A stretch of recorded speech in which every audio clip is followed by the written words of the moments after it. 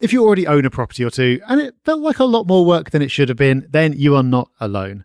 We've seen a lot of portfolios over the years, and what we've noticed is what separates the ones that work from the ones that don't isn't the amount of effort that someone puts in, it's the core approach that they take. The people who end up doing best in property have just got a few things right from the start and they've stuck with them. We've written all of this up into a free guide. It's basically our complete investment philosophy, and you can grab it for free at propertyhub.net/strategy. That's propertyhub.net/strategy. Hey everyone, Rob B here with Rob D, and you are listening to the Property Podcast.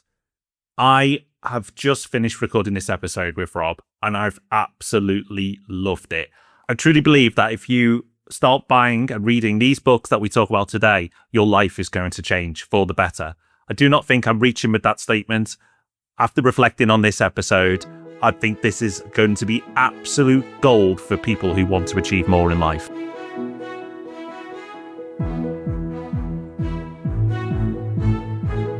Yes, welcome to a very exciting episode of the Property Podcast. Thank you for joining us. In case you don't know, we run a business that buys more than £100 million worth of property for our investors every year. You can find out more about that at propertyhub.net/invest.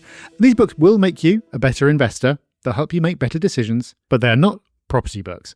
I've written some property books and they have their place. They are useful, but the books we're going to share today go so much further. They will help you in property, but they will help you far, far beyond that as well. So stick around.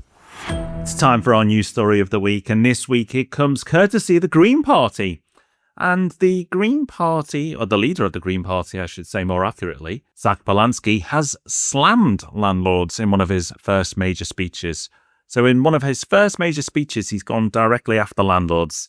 This is interesting because his attack is at the fact that rents have risen. And he said that if we had frozen rents in autumn of 2022, households in Britain would be saving over £3,300 on average per year. And he goes on to give a solution to this as well. And he says a green government would bring in rent controls. We would stop the chokehold of rip-off rents and breathe life back into our communities. Now, what's clearly not happened here is them looking at Scotland and seeing how disastrous rent controls have been there, even in the short period of time it's been in place. And also, Zach seems to believe that landlords are deciding rents and they are having these rip-off rents by choice. Now, landlords don't decide rents. The market does. The market dictates. I could try and rent a property out in Liverpool for £20,000 a week, but no one's going to rent it because the market won't allow it. And that's the point that Zach is missing here. It's a supply and demand issue. And in fact, because sentiment has been so poor, and because of the tax changes that started with the last government and been continued with this government, those legacy landlords are leaving, which means there's less stock on the market. Yes, new landlords, investors are coming in, but not at the rate of the legacy landlords that are exiting, which means we have a supply and demand challenge. So what you actually want is more stock coming to the market. You don't want to frighten off the investors that are coming into the market and the existing investors who have portfolios. So it sounds great, right? It sounds a wonderful headline. We're going to cap rents. And unfortunately, at the headline, that will appeal to a lot of people. And they won't do the extra thinking to realize that this is a terrible idea. And in fact, if they want to get rents under control, they need to be focusing on bringing more stock into the market, an investment, if you like. But that's a challenge that we have right now with our political landscape. It seems that so many of the parties try and solve their challenges, the issues that this country is facing, by different types of tax or different types of control, when what we need is investment and the country being reinvigorated and some bold vision that's really lacking. And this from the Green Party, in my humble opinion, smacks of laziness. It's not thought through. And for me, it's embarrassing. As Rob has already said, this is not a property episode, but I think this is far more important than any subject we can cover about yield or capital growth or best places to invest. Because if you get you right and you get you wired in the right way, you can become unstoppable. You can become a force of nature. And I'm not exaggerating, because some of these books that we're going to talk about today absolutely changed my life. But it's not dramatic to say that. They truly did. I said that before we started recording when I just quickly reflected on what was on the list. I said to Rob, I was like, these books truly have changed my life because I found them at the right time. And hopefully they find you at the right time. But even if you feel you've kind of got life nailed, you're certainly in a minority. But if you do feel like that, then this can be a gift of an episode for someone else, because there's going to be people out there who need this stuff, who are frustrated with where they are right now, who don't feel like they've achieved what they've wanted to achieve so far in life. That they may have done okay, but they haven't done excellence. But I really do believe that if you go and buy these books and truly absorb the lessons, and it's the right point in time for you, your life will be changed as well. There are some books in here that we may have mentioned before, but there's definitely some books on this list that we have not talked about before.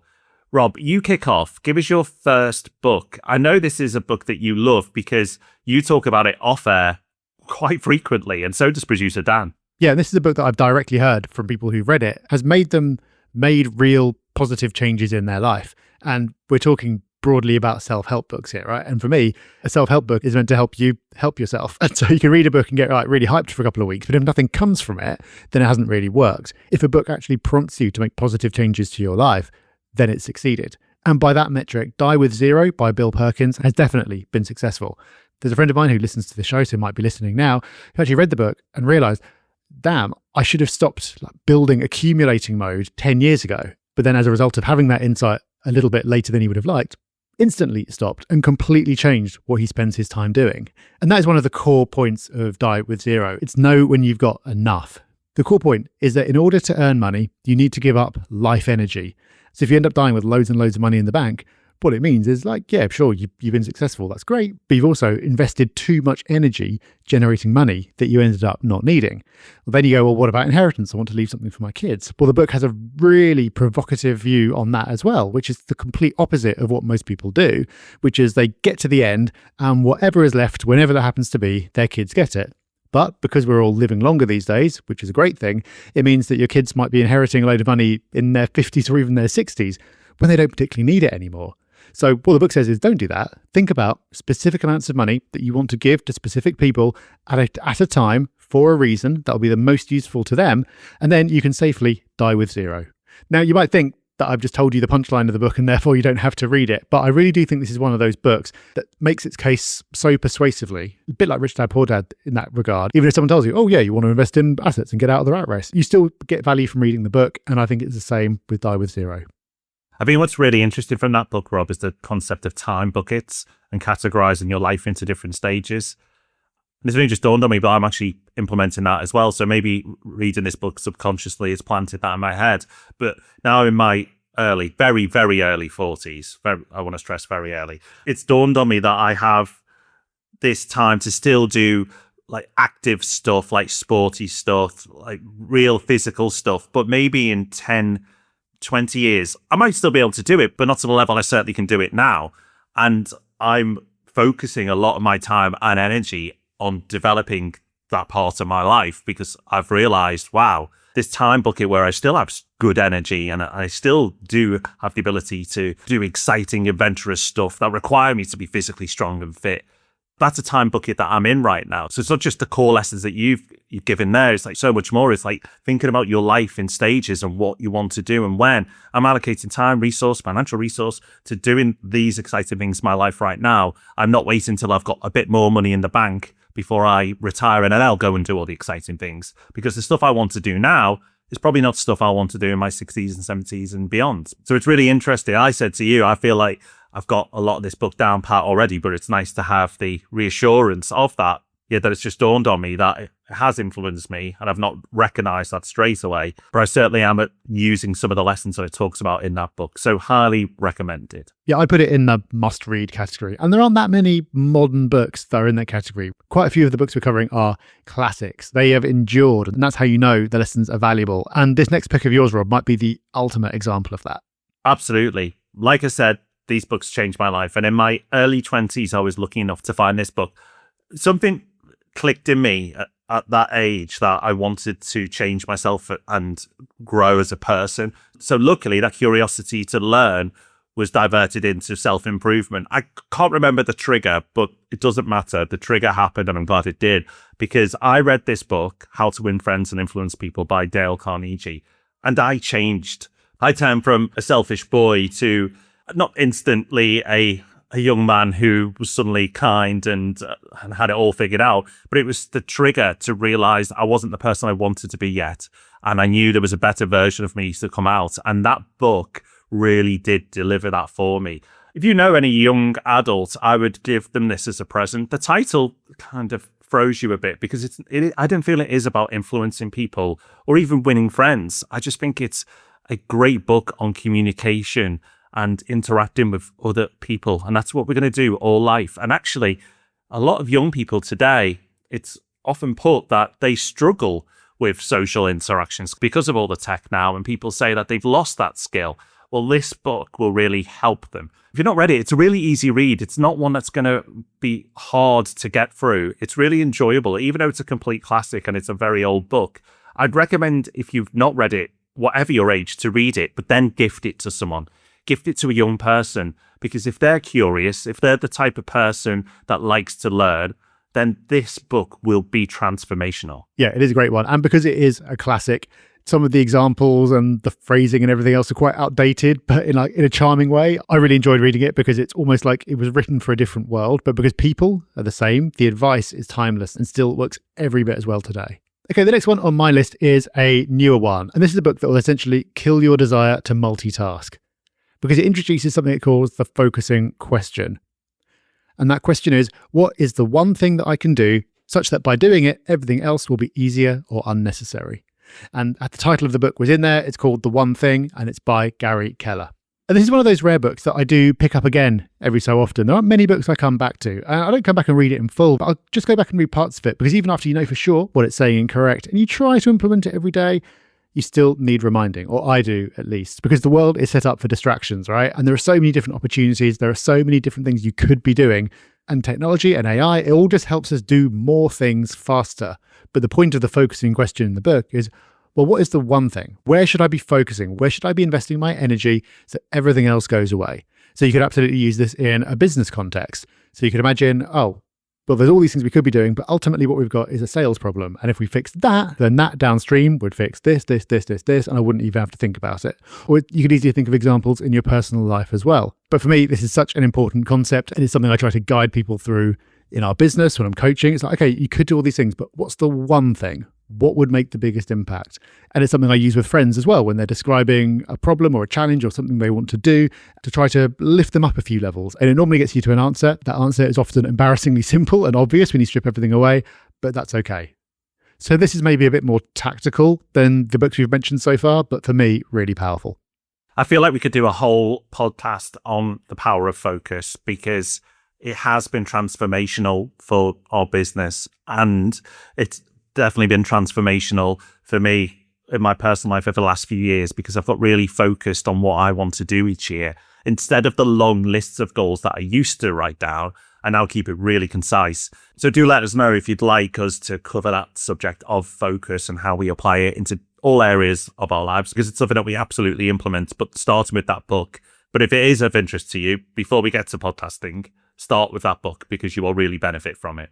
Another life-changing book for me, and it's one that may make a few people cringe when I give the title, but it's Awaken the Giant Within by Tony Robbins. Now, lots of people have a perception of Tony Robbins, and I do understand why people do cringe when they look at some of the stuff that he does and how he operates.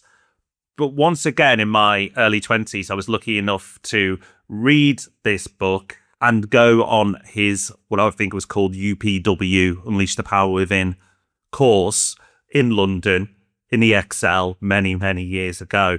And I have to say, once again, it was transformational. And it's easy just to throw that out, right? But what happened to me after I read that book and went on that course over that weekend? Well, I moved to London. I was living in the north of England. I moved to London. I quit my job. Within 12 months, I quadrupled my wage.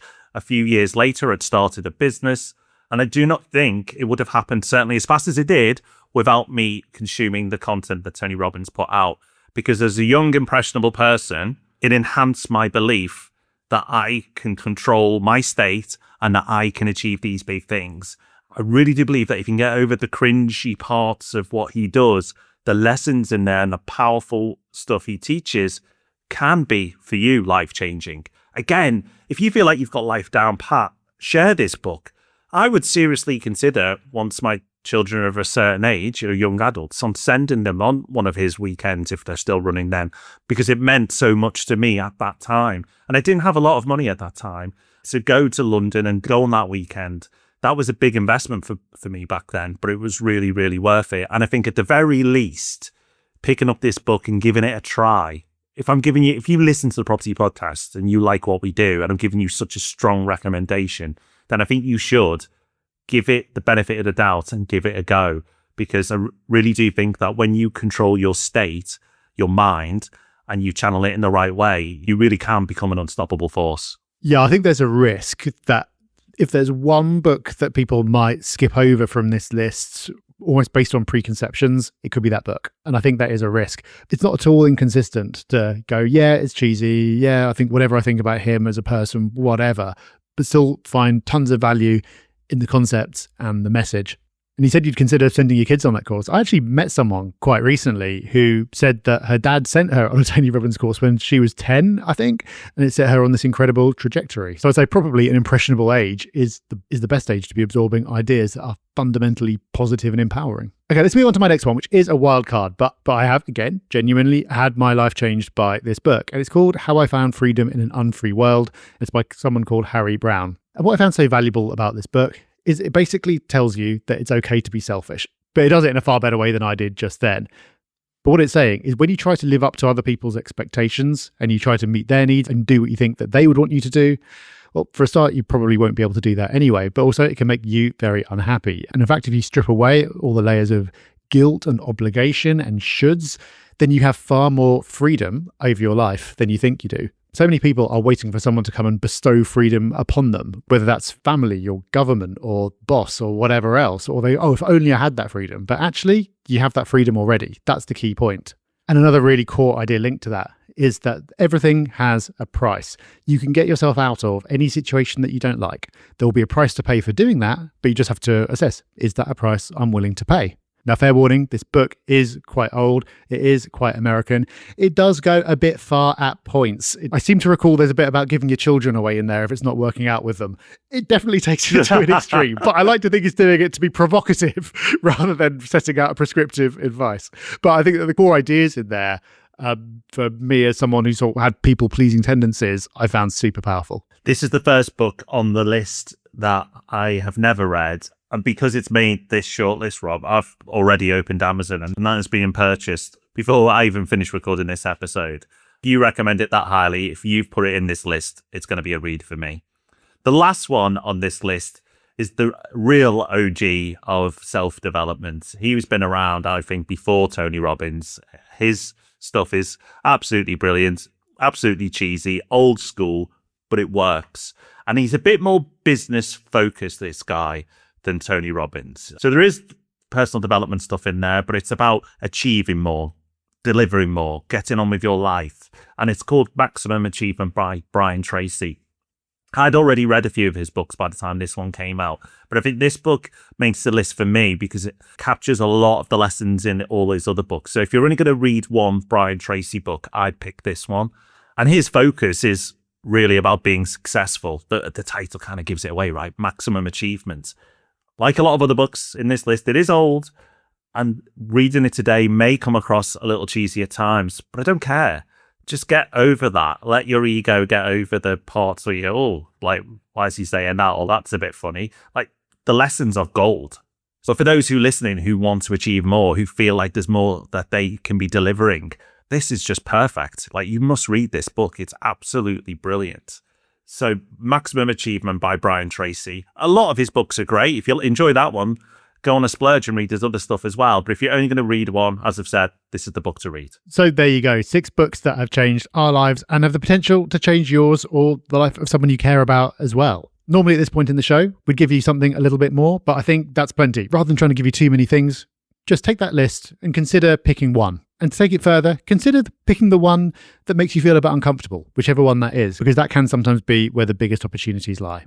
So hope you find something in there that makes you a better investor, a more happy and successful person by whatever metrics you judge those. And we'd love you to let us know. We'll put all of these on our social media channels. We're on Instagram, we're on LinkedIn. I'm told that we're on TikTok, but I can't verify this. But we'll put it on there. We'd love to know what you think. Have any of these books changed your life? And are there any others that you'd highly recommend to us? Because we love getting recommendations. But that is us done for this week. Thank you for listening, and we'll see you to do it all again next Thursday. Bye-bye. Bye-bye.